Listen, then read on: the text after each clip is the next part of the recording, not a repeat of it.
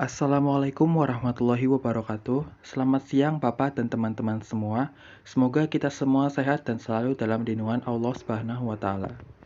Pada siang hari ini, kami dari kelompok 2 yang beranggotakan Bayu Indra Pratama, Isma Aliatus Zulfa, Susi Hartiningsih, Dinis Puspita Dewi, dan Nadirah akan mempresentasikan tentang hakikat pendidikan. Untuk teman-teman semua, jika ada pertanyaan, bisa diajukan di forum ini.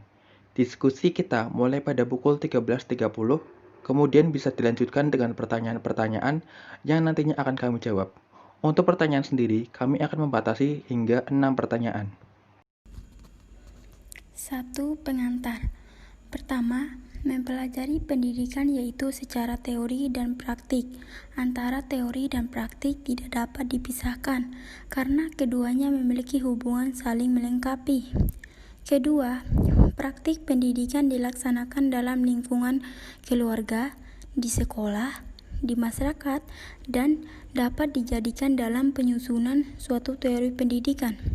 Ketiga, teori pendidikan mutlak perlu dipelajari secara akademis, apalagi bagi mereka yang disiapkan untuk menjadi tenaga pendidikan. Keempat, bagi para mahasiswa yang dipersiapkan untuk menjadi tenaga pendidikan, suatu keharusan mempelajari teori pendidikan.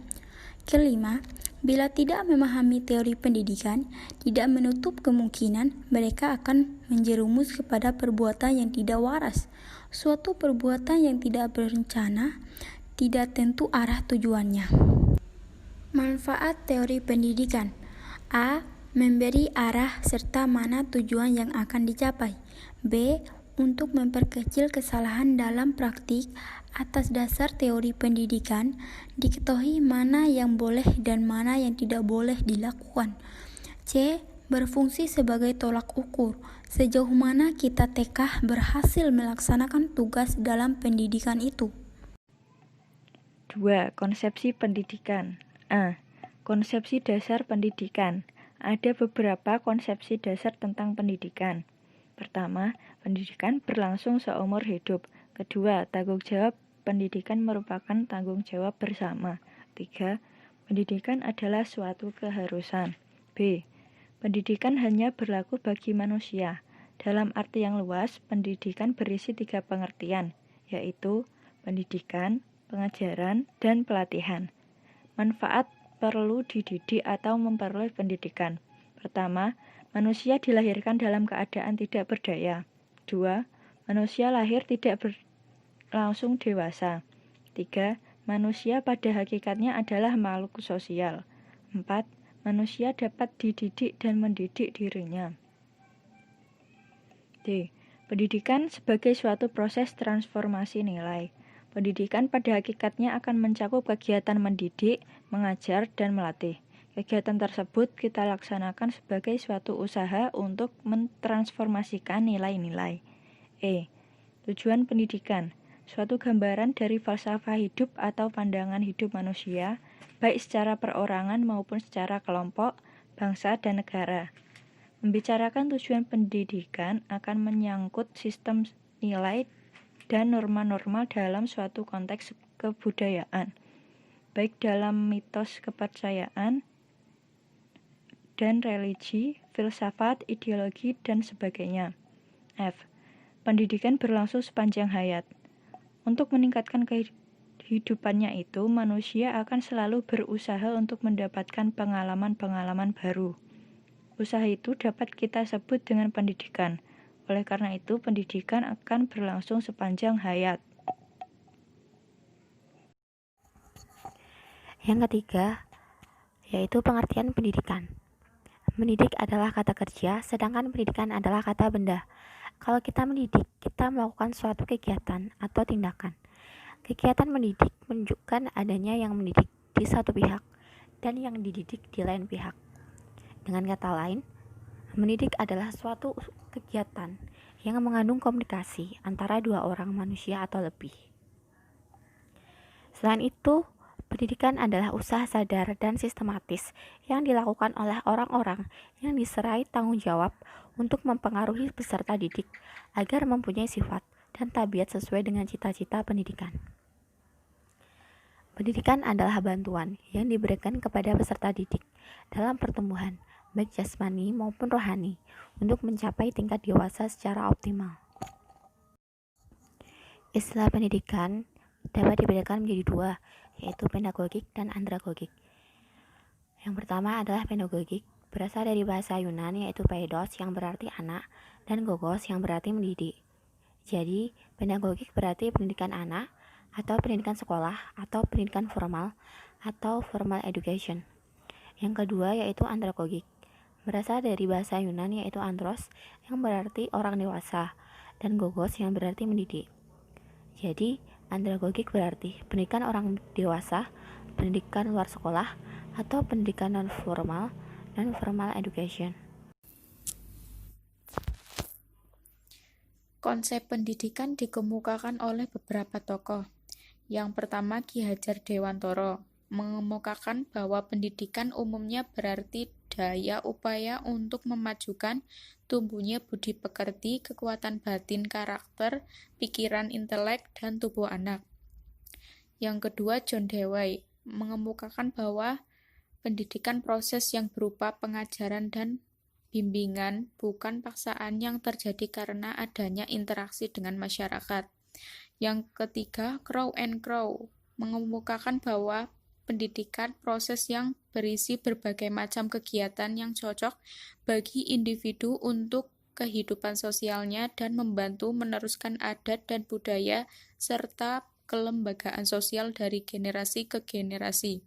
Yang terakhir, Dictionary of Education mengemukakan bahwa pendidikan proses seseorang mengembangkan kemampuan, sikap, dan bentuk-bentuk tingkah laku lainnya di dalam masyarakat tempat ia hidup.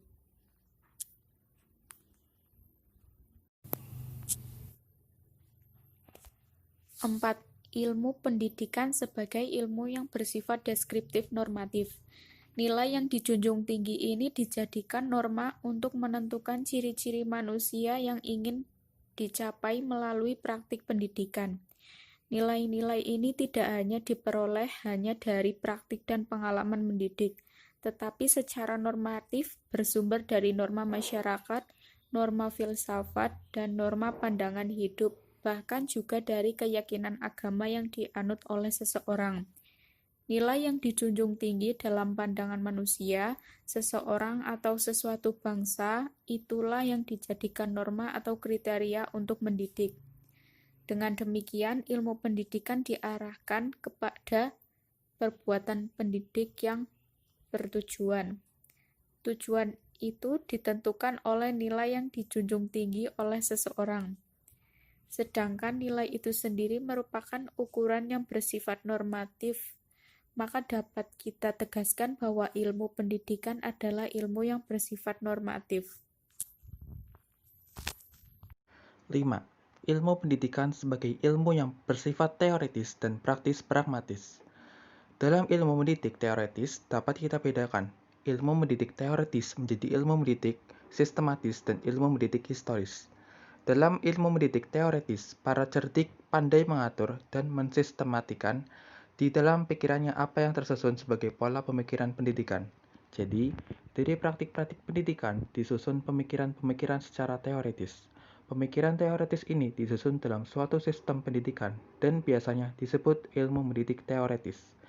Ilmu mendidik teoritis ini disebut juga ilmu mendidik sistematis. Beberapa contoh konkret pada ilmu pendidikan memerlukan pemikiran teoritis. Setiap pendidik mendengarkan kritik-kritik, catatan-catatan, sumbangan pikiran dari para ahli atau orang lain. Salah satu masalah yang perlu pemikiran teoritis adalah apakah anak didik itu perlu berkembang, sampai sejauh mana lingkungan dan potensi kreativitas anak didik berkembang. Jika kita membaca rumusan tujuan pendidikan dari masa ke masa, kita akan mempunyai gambaran bagaimana orang memperagakan suatu gambaran ideal tentang manusia dan masyarakat yang diinginkan. Pendidikan membutuhkan jangka waktu panjang karena pendidikan bercorak perbuatan mendidik. Hasil pendidikan itu baru dapat dilihat pada generasi berikutnya. Untuk meneliti hasil pendidikan itu, orang harus melihat bagaimana cara bertindak, cara mendidik, dan cara hidup anak apabila telah dewasa. Berikut ini adalah dimensi-dimensi yang diperlukan oleh pendidik. Yang pertama, pengetahuan dirinya sebagai pendidik. Yang kedua, pengetahuan tentang tujuan pendidikan. Yang ketiga, pengetahuan tentang anak didik. Yang keempat, cara mendidik yang sesuai dengan anak didik. Yang kelima, pengetahuan tentang martabat manusia. Unsur pokok dalam pemikiran teoretis. Yang pertama, masalah tujuan pendidikan. Gambaran manusia yang bagaimana menjadi moral dalil asasi antropologi yang memungkinkan terjadinya proses pendidikan. Yang kedua, apakah anak didik dididik sebagai makhluk yang dapat dididik, yang mempunyai kemungkinan untuk dididik.